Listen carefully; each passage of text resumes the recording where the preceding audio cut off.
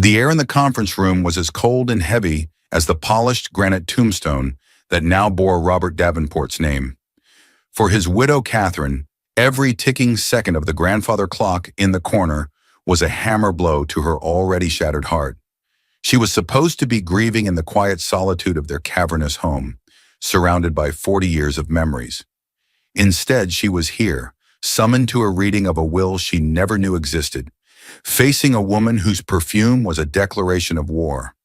A woman who had been her husband's secret, but Catherine was about to learn that Robert had one last secret, a final, devastating move from beyond the grave that would expose a lie so monstrous, it would make a mockery of everyone's grief and greed. Catherine Davenport sat with a ramrod straight posture that belied the tremor in her hands. She clutched her black leather handbag so tightly her knuckles were white, the only betrayer of the maelstrom churning within her. The room itself felt like an extension of her grief, old, suffocating, and reeking of finality. The walls were paneled with dark mahogany, lined with leather-bound books that hadn't been touched in a generation. The long, imposing table was polished to a mirror shine, reflecting the grim faces of those assembled. At her side was her son, William. At 35, he was the spitting image of his father in his youth, the same determined jaw, the same deep-set blue eyes. But today those eyes were clouded with a mixture of sorrow and a simmering anger she didn't yet understand. He had been distant since Robert's sudden, massive heart attack 2 weeks ago, offering clipped formal condolences as if she were a business acquaintance rather than the mother who had raised him. Across from them sat Judge Lawrence Peterson, the executor of Robert's estate, a man whose face seemed carved from old oak, weathered and unyielding. He had been Robert's friend since their university days, a fixture at family Christmases and summer barbecues. Yet today his gaze was impartial, professional, giving away nothing. He adjusted his spectacles, the soft rustle of paper, the only sound in the oppressive silence. Then the door opened. The woman who entered was everything Catherine was not. Where Catherine was draped in understated, elegant mourning black, this woman was a slash of crimson in a tight-fitting dress that clung to a figure honed by personal trainers and ambition. Her hair was a cascade of artificial blonde, her makeup a perfect, impenetrable mask. Her name was Bridget Monroe, and her very presence was an act of desecration.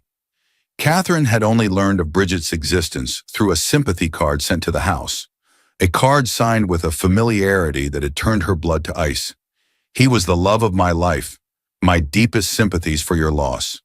B. The single initial was an act of supreme arrogance, a branding iron on Catherine's pain. Bridget didn't so much as glance at Catherine. Her eyes, sharp and predatory, were fixed on the empty chair beside Judge Peterson, a seat she took with the entitlement of a queen claiming her throne. She placed a vibrant red crocodile skin purse on the table, the snap of its clasp echoing like a gunshot. "Let's get this over with, Lawrence," Bridget said, her voice a low, husky purr that grated on Catherine's nerves. Using his first name, so familiar, so practiced. William stiffened beside Catherine. "Show some respect," he hissed, his voice low and dangerous. Bridget turned her head slowly, a condescending smirk playing on her perfectly painted lips. "Respect? Oh, darling, I respected Robert more than anyone. I knew the real him, not the tired old man who played the part of the perfect husband." Catherine flinched as if struck. The words were meant to wound, and they found their mark with surgical precision. She felt a wave of nausea. 40 years of marriage, of shared laughter and silent struggles, of raising a son and building an empire in construction, Davenport and Sons. Was it all just a part he was playing? "That's enough, both of you," Judge Peterson said, his voice carrying an authority that silenced the room.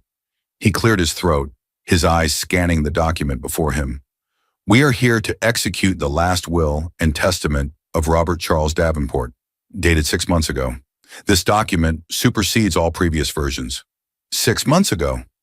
The timing was a dagger. That was when Robert had started working late, when the unexplained business trips had become more frequent. Catherine had attributed it to a stressful new project, a downtown skyscraper development. She had been a fool, a trusting, naive fool. She looked at her son, hoping for an ally, a flicker of shared indignation. But William wouldn't meet her eyes. He just stared at the polished surface of the table, his jaw clenched. Was he angry at his father, or at her for not seeing what was happening? Bridget, meanwhile, leaned forward slightly, a glint of victory in her eyes. She crossed her legs, the whisper of nylon a sound of pure confidence. She was here for her prize, the spoils of a war Catherine hadn't even known she was fighting. Catherine took a deep, shuddering breath, steeling herself. She had survived the sudden death of her husband. She had planned a funeral attended by hundreds, shaking hands and accepting condolences while her world crumbled around her. She could survive this. She had to. For Robert's memory, for her son, for the 40 years that Bridget Monroe was so determined to erase. The judge began to read, his voice a monotonous drone that laid out the initial bequests.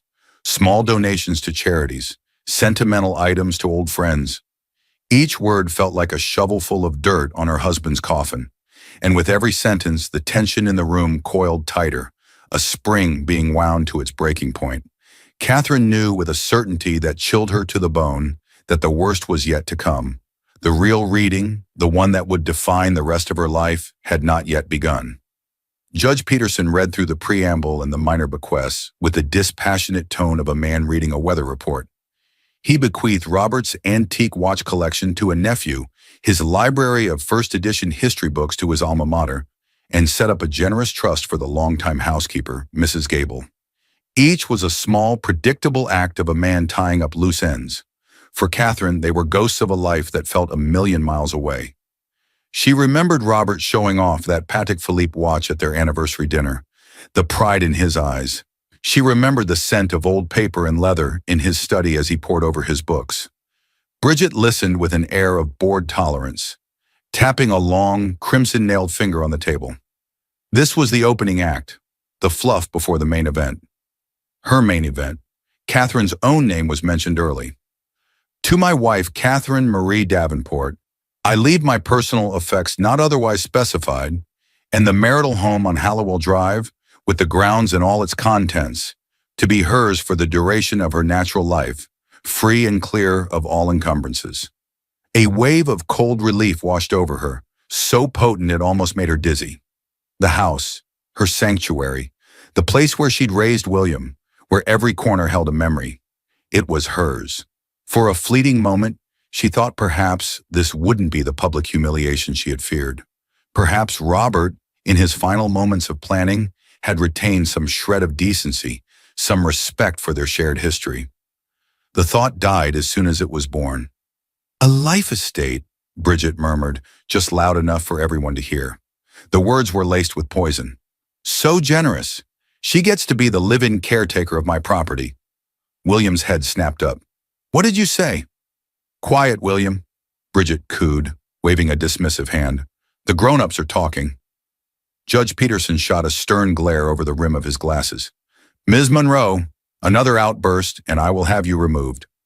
Bridget simply smiled, a thin, cruel slash of red. My apologies, Lawrence. Please continue. I'm eager to hear the rest. The judge returned to the will, his voice a low rumble.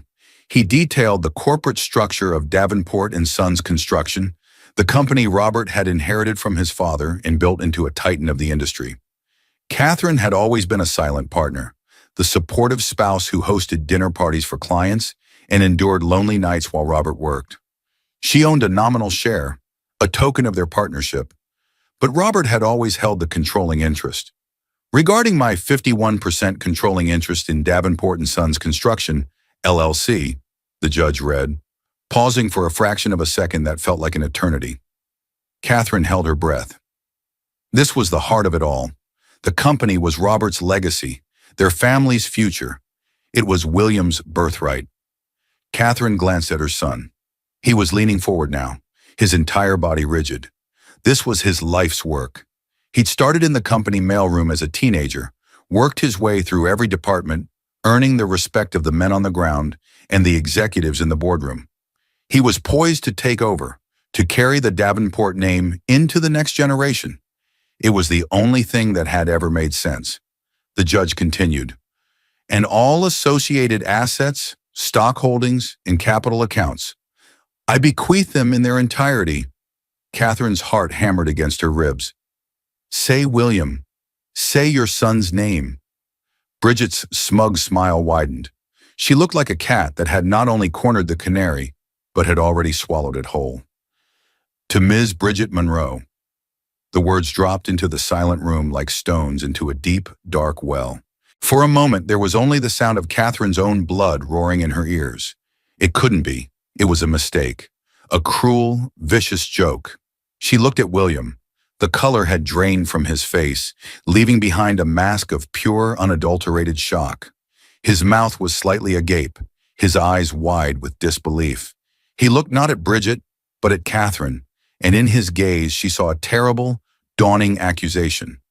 You let this happen. You didn't see. Then the shock curdled into fury. No, William breathed, the word a ragged whisper.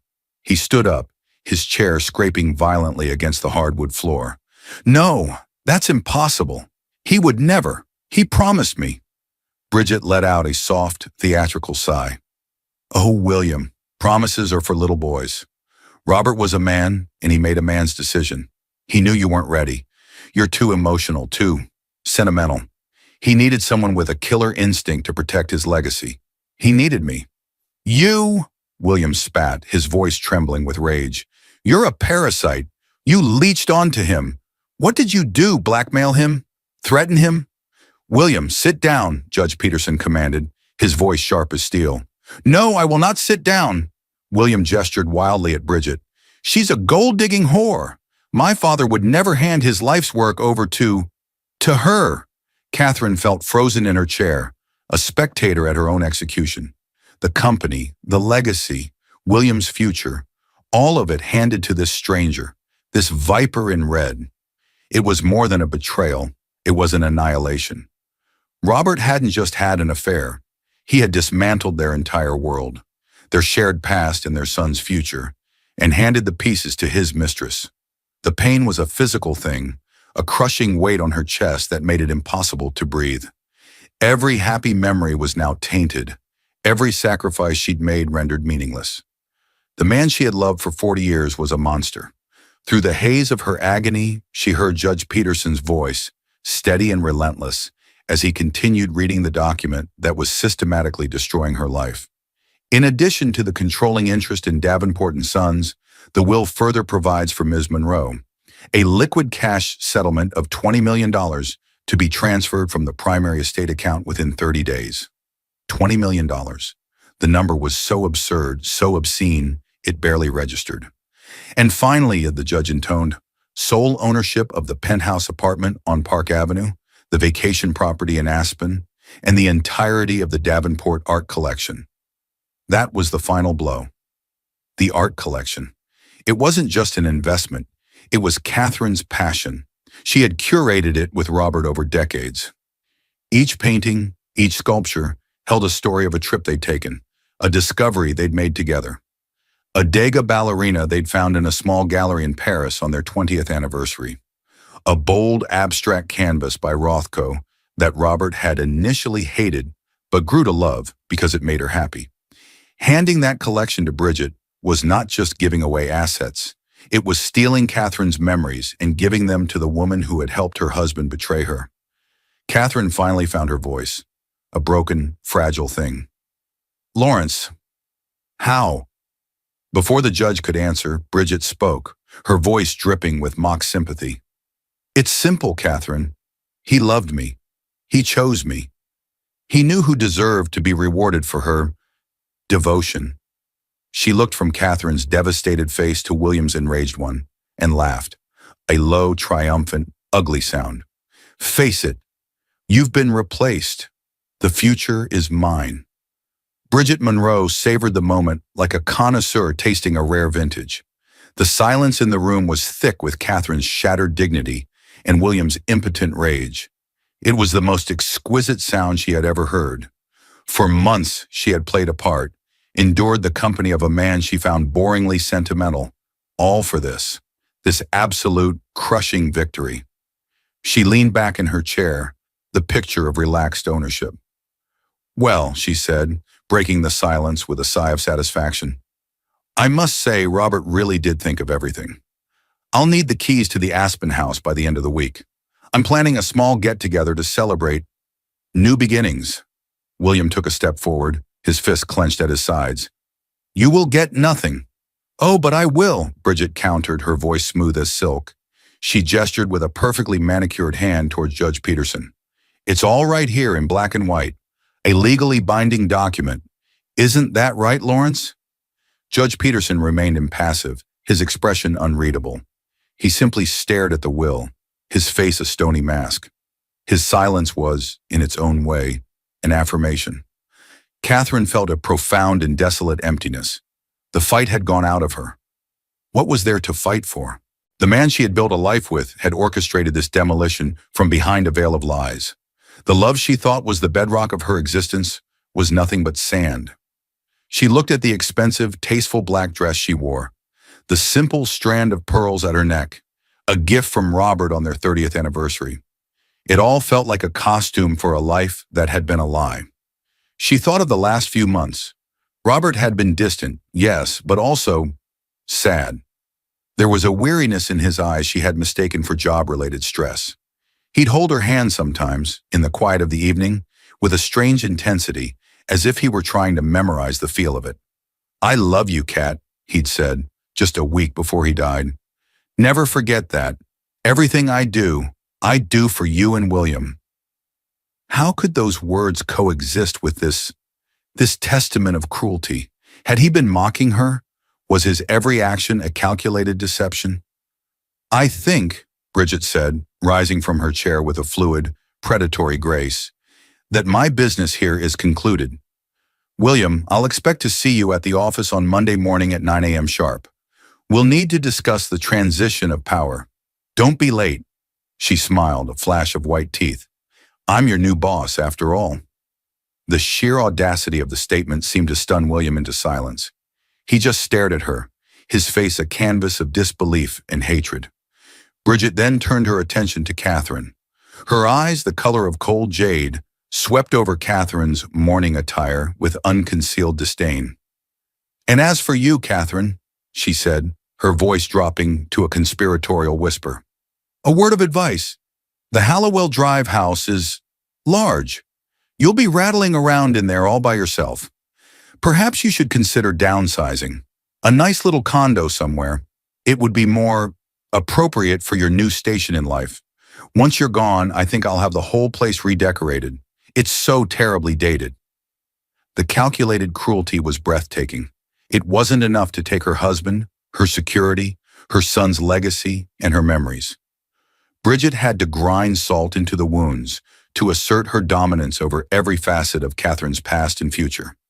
This final insult, however, managed to pierce through Catherine's shock-induced paralysis. A spark of the formidable woman who had stood by Robert Davenport as he built his empire ignited within her. She rose slowly to her feet, her movements deliberate. She was shorter than Bridget, less ostentatious, but when she met the other woman's gaze, her eyes held the weight of 40 years of life, love, and now, loss. You will not touch my home, Catherine said, her voice low but vibrating with a strength she didn't know she still possessed. You will not speak to my son in that manner. You may have my husband's money, but you will never have his name. You will never have his history, and you will never ever have our respect. Bridget's smile faltered for a second, replaced by a flicker of annoyance. She hadn't expected a fight. She had expected a broken old woman to dissolve into tears. Brave words from a woman with nothing, Bridget sneered. But they are just that. Words. I have the will. I have the power. I have everything that was yours. And you, she said, leaning in closer, have nothing but an old house full of ghosts. She turned to leave, her victory seemingly complete. She picked up her crocodile skin purse, ready to walk out into her new, fabulously wealthy life. William looked on, defeated. Catherine felt the last of her strength begin to ebb away. The brief flicker of defiance, dying in the face of Bridget's absolute triumph. This was it. This was the end of her world. Ms. Monroe, a voice boomed, cutting through the thick atmosphere of despair. It was Judge Peterson. He hadn't moved. He hadn't packed up the will.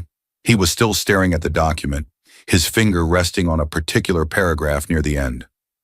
Bridget paused at the door, her back to the room. "What is it, Lawrence? Are there more assets you forgot to mention?" she asked, her voice dripping with avarice. "Please take your seat," the judge said. It wasn't a request, it was a command. "I am not finished." A frown creased Bridget's brow. "I think you are. The important parts have been covered." "On the contrary," Judge Peterson said, his voice taking on a new hard edge. He looked up from the will, and for the first time, his gaze wasn't impartial. He looked directly at Bridget, and his eyes were chips of ice. "The most important part is yet to come. Please, sit down." Something in his tone, a cold, menacing finality, made the hairs on Catherine's arms stand up. William, who had been slumped in defeat, straightened up, a glimmer of confusion and hope in his eyes. Reluctantly, with a huff of exasperation, Bridget walked back to the table and sank into her chair. "Fine," she snapped, "but make it quick. I have a champagne tasting to get to." Judge Peterson ignored her. He carefully flattened the last page of the will on the table. "As I was saying," he began, his voice slow and deliberate, "I am not finished. There is one final section. It is titled Contingency Clause and Final Verification." A new kind of silence fell over the room. It was no longer the heavy, grief-stricken silence from before, nor the shocked silence that had followed the main bequests. This was a taut, anxious quiet, buzzing with unspoken questions. Bridget shifted in her seat, her earlier confidence replaced by a sliver of irritation. A contingency clause? What on earth for? Robert was perfectly clear. He wanted me to have everything. He was indeed very clear, Judge Peterson agreed, his voice dangerously level. He adjusted his spectacles and began to read from the final page. His tone was no longer that of a dispassionate executor. It was the voice of a judge about to deliver a sentence. "The bequests made herein to Miss Bridget Monroe," he began, his voice resonating with the weight of Robert's own words, "are predicated entirely on the truthfulness and sincerity of the relationship upon which they are based. They are a reward for what I was led to believe was genuine love, affection, and companionship during the final year of my life." Bridget nodded smugly. "Exactly. He loved me. We were devoted to each other." Judge Peterson held up a hand to silence her, his eyes never leaving the page. "Let me continue. Therefore, these bequests are contingent upon one final, simple condition. This condition must be met and verified by my executor, Lawrence Peterson, before any assets, titles, or funds are transferred." He paused, letting the words hang in the air. Catherine's heart began a slow, heavy drumbeat against her ribs. William leaned forward, his eyes fixed on the judge, his whole body coiled like a spring. "The condition is this," the judge read, his voice dropping slightly, drawing them all in, "that Ms. Bridget Monroe provide to my executor conclusive, irrefutable proof of the paternity of her unborn child. The child she claimed, to me and in writing, was mine." The air was sucked out of the room. Catherine gasped, her hand flying to her mouth. Unborn child? Bridget was pregnant? With Robert's baby? This was a fresh hell, a new layer of betrayal so profound it was almost surreal. She stared at Bridget's perfectly flat stomach, hidden beneath the tight crimson dress. There was no sign, no hint. Bridget's face had gone chalk white beneath her expensive foundation. The smug smirk was gone, replaced by a mask of frozen panic. Her eyes darted around the room like a trapped animal looking for an escape. What is this?" she stammered, her husky voice now thin and reedy. "A child? That's a private matter." "According to this document," Judge Peterson said, tapping the will with a stern finger, "it is a multi-million-dollar matter. Robert's words are very specific. He writes, Bridget informed me of her pregnancy on the 3rd of April. It was this news that prompted me to redraft my will to ensure that my child and its mother would be cared for in perpetuity. The 3rd of April. Catherine remembered that day. Robert had come home late, looking pale and distracted.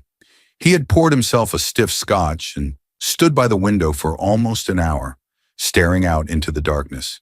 She had asked him what was wrong. "Just complex negotiations, Cat," he had said. Nothing for you to worry about. Oh, Robert, what had you gotten yourself into?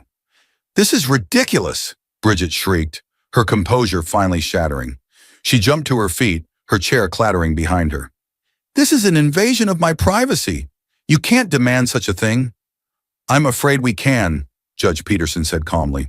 And we must. The will is explicit. No proof, no inheritance. It all becomes void. He looked at her, his expression grim. So, Ms. Monroe, can you provide the proof? A doctor's report? A sonogram? Anything to substantiate the claim upon which this entire inheritance is built? Bridget's eyes were wild. I had a miscarriage, she blurted out, the lie clumsy and transparent. It was recent. I was too devastated to speak of it. It's cruel to bring it up now. A flicker of something, pity perhaps, or disgust, crossed the judge's face. He slowly shook his head. That is unfortunate. However, Robert, it seems, anticipated such a possibility. He turned a page. He writes here, in the tragic event of a miscarriage, the bequest shall stand, provided Ms. Monroe can supply medical records confirming the pregnancy and its subsequent loss. These records must be from a licensed obstetrician and dated prior to my death. Checkmate. Bridget stood there, trembling, her face a mess of fury and desperation. The trap was elegant, brilliant, and utterly inescapable. There were no records. There had never been a baby. The foundation of her entire claim had just crumbled into dust. She pointed a shaking finger at the will. This is a trick. It's a forgery. Catherine and William put you up to this. Judge Peterson's face hardened into granite. He slowly removed his spectacles and placed them on the table. He looked directly at Bridget Monroe, and the full weight of his judicial authority, his friendship with the deceased, and his moral outrage descended upon her. Ms. Monroe, he said, and his voice was no longer just the voice of an executor. It was the voice of judgment itself. I have in my possession a file compiled by a private investigator hired by Robert Davenport 3 months ago. This file contains recorded telephone conversations of you bragging to a friend about your foolproof plan. It contains financial records showing payments from you to a Mr. Albie Finch, a known forger, for the creation of a fake sonogram report. It contains a sworn, notarized affidavit from Robert himself, detailing your repeated financial demands and the threats you made to go public with your fabricated story if he didn't comply. He let that sink in, watching as the last vestiges of color drained from Bridget's face. Robert knew, Judge Peterson stated, his voice ringing with absolute certainty. He knew for months. He didn't change his will to reward you. He changed it to expose you. Every asset listed, every dollar promised, was nothing more than bait in an elaborate and inescapable trap. He paused, letting the full gravity of the revelation settle upon the room. Catherine stared, breathless, as the entire narrative of the past hour and the past year was violently, beautifully rewritten. Robert wasn't a fool. He wasn't a traitor. He was a protector. He had been fighting a silent battle she knew nothing about. Judge Peterson leaned forward, his eyes boring into the now sobbing woman. Therefore, Miss Monroe, as the executor of this estate, and based on the overwhelming evidence compiled by the deceased, I must inform you that all bequests made to you are null and void. The condition has not been met. It cannot be met, because there was no baby. There was no love. There was only extortion and greed. He delivered the final devastating verdict, his voice echoing in the stunned silence. You, Ms. Monroe, are a fraud. The word fraud hung in the air, electric and immutable. Bridget Monroe did not just gasp or cry, she screamed. It was a raw, guttural sound of pure, unadulterated rage, the shriek of a predator whose prey had not only escaped, but had turned and ripped out its throat. Lies, she howled, her carefully constructed facade crumbling into a grotesque mask of fury. It's all lies. He loved me. That old man loved me. You can't do this. Judge Peterson simply gestured to 2 uniformed security officers who had been waiting discreetly in the hallway. They entered the room, their presence large and uncompromising. This meeting is for beneficiaries only, the judge said, his voice cold as a winter morning. You, Ms. Monroe, are no longer a beneficiary. Please escort the lady out. Bridget struggled as the officers took her by the arms. "You'll be hearing from my lawyers. This is illegal. I'll sue you. I'll sue all of you," she shrieked, her crimson dress twisting as she fought them. Her eyes, wild and venomous, locked onto Catherine. "You think you've won, you old hag. He still came to me. He still betrayed you." Her voice echoed down the hall as she was forcibly removed, a litany of curses and threats fading into the distance until the heavy oak door clicked shut, leaving behind a profound and ringing silence. Catherine sank back into her chair, her body trembling with the aftershock. Her mind was a whirlwind, trying to process the violent reversal of fortune. Robert, her Robert, had orchestrated this. The will wasn't an instrument of his betrayal, but of his protection. The pain of the last hour, the gut-wrenching belief that her marriage had been a lie, was replaced by a wave of something far more complex. A mixture of overwhelming relief, profound grief for the secret battle he had fought alone, and a fierce, burning love for the man who had gone to such extraordinary lengths to shield his family. William was the first to speak, his voice choked with emotion. He looked at Judge Peterson, his eyes wide with a question he could barely articulate. "Lawrence, is this true? All of it?" The judge nodded grimly. He opened a thick leather briefcase on the table and pulled out a heavy file, placing it in the center of the table. "This is the file I mentioned. Robert brought it to me 2 months ago. He gave me specific instructions. He told me, let her think she's won. Let her gloat. The higher she flies, the harder she'll fall. I want my family to see what she is, and I want it to be undeniable." William reached out a trembling hand and opened the file. Inside were glossy photographs, transcripts of conversations, and detailed financial reports. Catherine could see a photo of Bridget meeting a small, weaselly-looking man in a diner, presumably the forger, Albie Finch. "Robert was in a terrible position," Judge Peterson explained, his voice softening with the memory of his friend's distress. "When Ms. Monroe first made her claim of pregnancy, he was devastated. He truly believed her, for a short while. He felt a sense of duty, misplaced as it was. But something about her story, her immediate demands for financial assurances, raised his suspicions." He continued, painting a picture of Robert's silent investigation. "He hired a man named Conrad Wells, a very discreet and very thorough private investigator. Within a few weeks, Wells uncovered her history. Bridget Monroe, or whatever her real name is, has a pattern. She targets wealthy, recently retired or widowed men. Men who are often lonely and vulnerable. She manufactures a relationship, fakes a crisis, usually a pregnancy or a sick relative, and then extorts them for a quiet settlement." "But Robert wasn't a widower. He had me," Catherine whispered, the words catching in her throat. "And he knew it," the judge affirmed. "That's what made him fight back. According to his affidavit, Ms. Monroe threatened to create a massive public scandal. She would claim he'd been having a long-term affair and was now abandoning his pregnant mistress. In today's media landscape, the accusation alone would have been enough to tarnish his reputation and damage the company he spent his life building. He knew it would humiliate you and William. So he played her game. The late nights at the office weren't trysts. They were strategy sessions with his lawyer and investigator. The business trips were clandestine meetings to gather evidence. He had worn a mask of the guilty, cheating husband to disarm his enemy, all while secretly forging the weapon that would destroy her. "The will," William murmured, finally understanding. It was the perfect trap. By putting everything in the will, he forced her to expose her lie in the most public, legally binding way possible. If she'd just taken a settlement and ran, she might have gotten away with it. But she was too greedy. She wanted it all. "Precisely," Judge Peterson said. He knew her greed would be her undoing. He used it against her.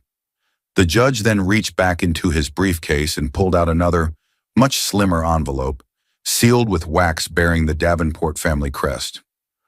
"Robert left this as well," he said, sliding it across the polished table to Catherine. "He instructed me to give it to you only after the truth about Miss Monroe had been revealed." Catherine's hands shook as she took the envelope. It was addressed simply to Kat in Robert's familiar, strong handwriting. With trembling fingers, she broke the seal and unfolded the single sheet of paper inside. It was a letter. "My dearest Kat, If you are reading this, then it means my gambit has worked and that venomous woman is out of our lives for good. It also means that I am gone, and for that, my love, I am more sorry than words can ever say. I can only imagine the pain you have endured today, listening to that will. I am agonizingly aware that to protect you, I first had to inflict a terrible wound. To make the trap believable, I had to appear to be the very thing I despise, a traitor to our family and to our love.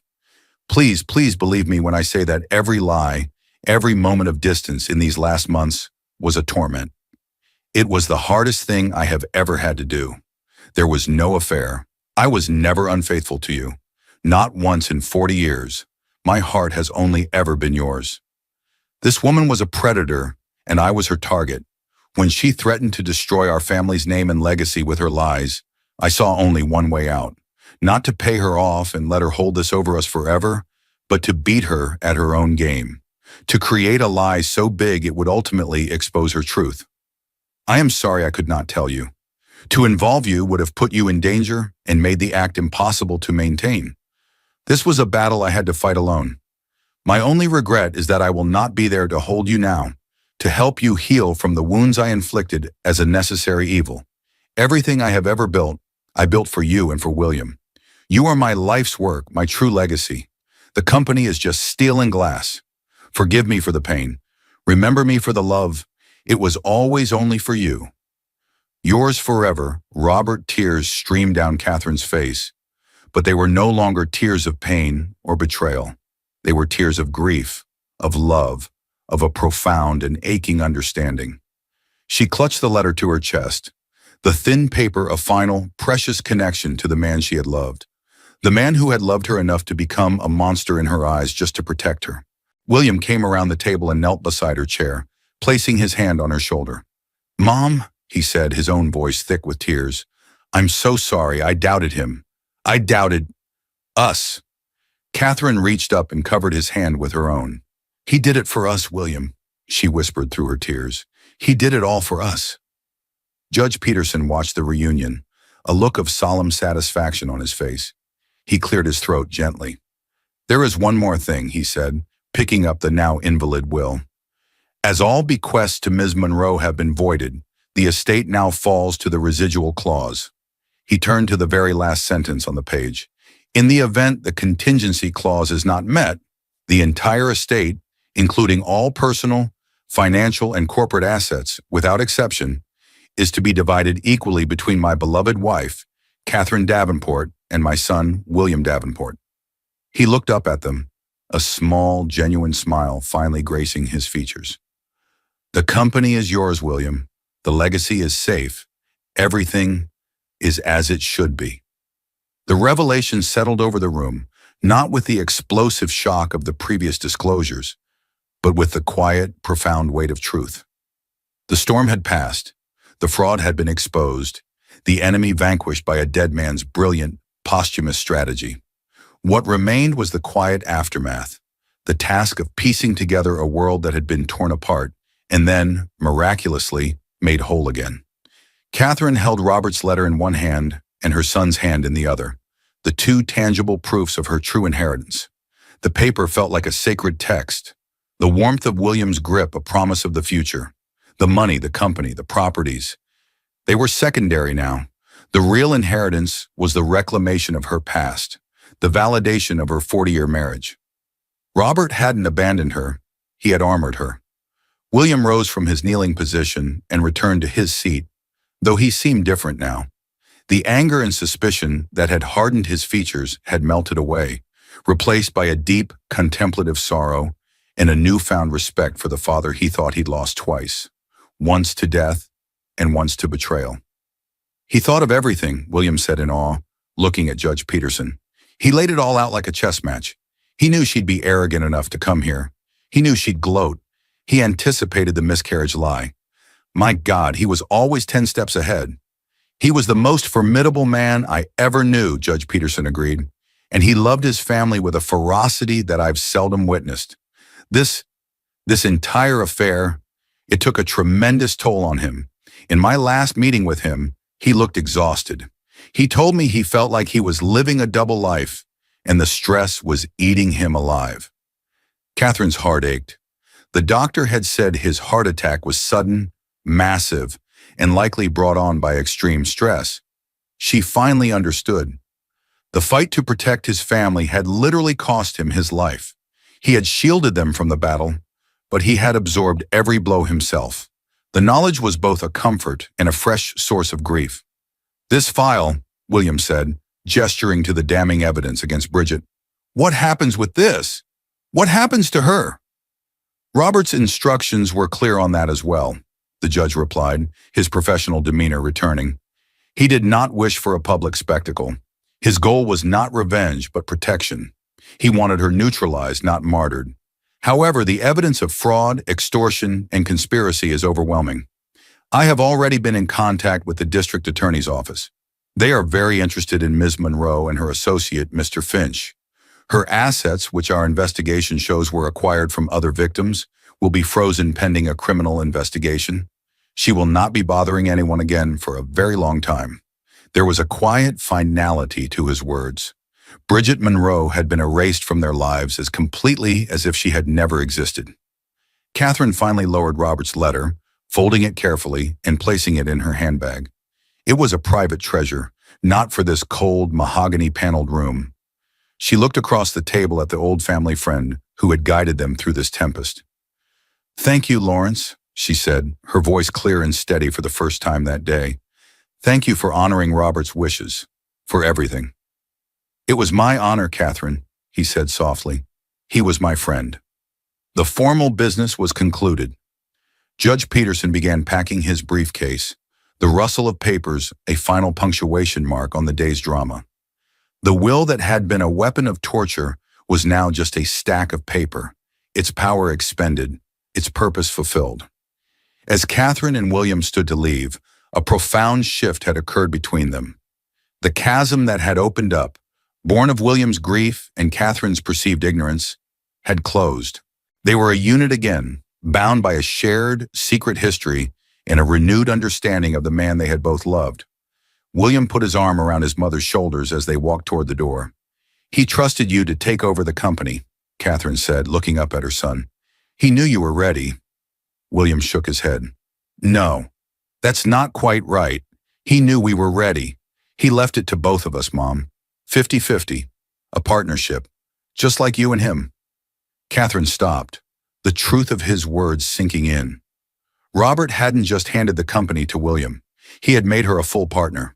It wasn't a token share anymore. It was a controlling interest, a seat at the head of the table. It was the ultimate vote of confidence, the final acknowledgement of the silent, steadfast role she had always played. He was ensuring she would not be a lonely widow rattling around in a big house. He was giving her a new purpose, a new role to step into. He was making her the matriarch of the Davenport legacy in fact, as well as in spirit. A small smile touched her lips. "Well then," she said, her voice filled with a resolve she hadn't felt in years, "it seems we have a company to run." As they stepped out of the stuffy law office and into the bright afternoon sun, the city of New York bustled around them, a symphony of life and commerce. For the first time since Robert's death, the future didn't feel like a terrifying, empty void. It felt like a challenge, an opportunity. It felt like a legacy waiting to be continued. The true inheritance wasn't just about assets on a balance sheet. It was about the strength they had discovered, the truth that had been salvaged from the fire, and the enduring power of a family that refused to be broken. 1 month later, Catherine Davenport walked into the main boardroom of Davenport & Sons Construction. The room was much like the lawyer's office, long, imposing, and paneled in dark wood. But instead of smelling of dust and finality, it smelled of possibility and fresh coffee. At the head of the long table was a large empty leather chair. Robert's chair. For a moment she hesitated at the threshold, the ghost of her husband's presence a palpable force. She could almost see him there, commanding the room with his easy authority, a blueprint spread before him, his eyes alight with the passion of creation. Then William's voice cut through her reverie. "You're late for your first board meeting, Madam Chairwoman." He was standing by the floor-to-ceiling windows that overlooked the sprawling cityscape, a view of the very buildings his father and grandfather had erected. He was wearing a sharp suit, but the grief and anger were gone from his eyes, replaced with a calm focus she hadn't seen in him before. He was no longer the grieving son. He was the CEO. Catherine smiled and walked toward the table. Co-chair, she corrected gently. The other board members, old friends and colleagues of Robert's, who had initially been wary of the transition, rose to their feet as she entered. There was a new respect in their eyes.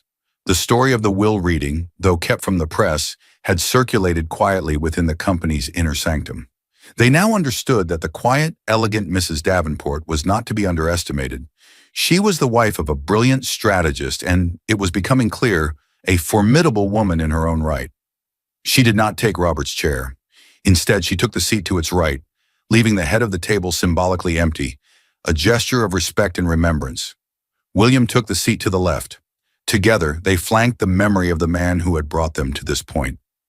The meeting began. William, with a confidence that made Catherine's heart swell with pride, laid out his vision for the future. He spoke of new projects, of sustainable building practices, of expanding into new markets. He was his father's son, but he had his own ideas, his own voice. When he was finished, he turned to Catherine. "Mom, anything to add?" All eyes turned to her. In the past, she would have demurred, offering a simple, supportive smile. Today was different. She had spent the last month not just grieving, but learning. She had pored over company financials, met with department heads, and read every proposal. She had found a new purpose in the nuts and bolts of the empire Robert had left them. "William's vision for growth is exactly what this company needs," she began, her voice steady and clear. "But a skyscraper is only as strong as its foundation. I want to propose the establishment of the Davenport Foundation, a new charitable arm of the company.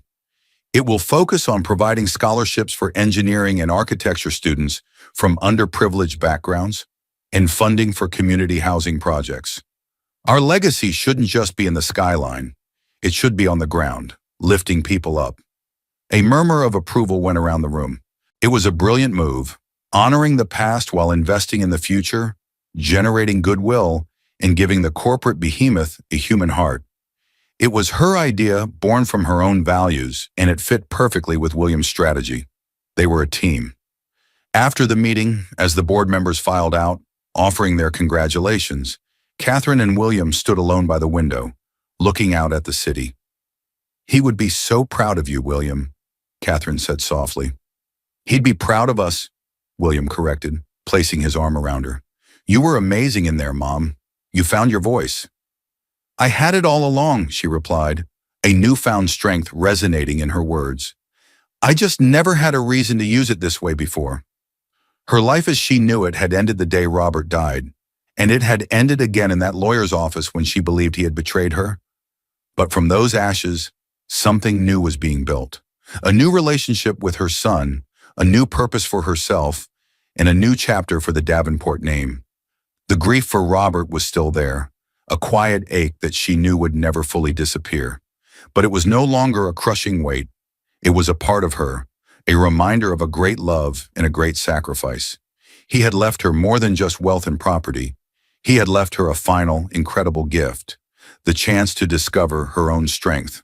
He had protected his queen, and in doing so, had made sure she was ready to rule. Looking out at the city, at the monuments of steel and glass her family had built, Catherine Davenport knew, with absolute certainty, that their foundation was stronger than ever. Catherine's story is a powerful testament to the fact that truth, no matter how deeply buried, will always find its way to the light. It's a journey through the darkest valleys of betrayal and grief, only to emerge into the sunlit highlands of justice and vindication. It reminds us that the people we love can be more complex and courageous than we ever imagined, and that true strength is often forged in the fires of deception. Robert's final act wasn't one of infidelity, but of fierce ultimate protection, a brilliant gambit from beyond the grave to secure his family's future and expose a vicious fraud. If this story of resilience, hidden love, and ultimate justice resonated with you, please show your support by hitting the like button. Share this video with someone who appreciates a story where the truth wins in the end. And don't forget to subscribe and turn on notifications so you won't miss our next real-life drama. What did you think of Robert's plan? Let us know in the comments below.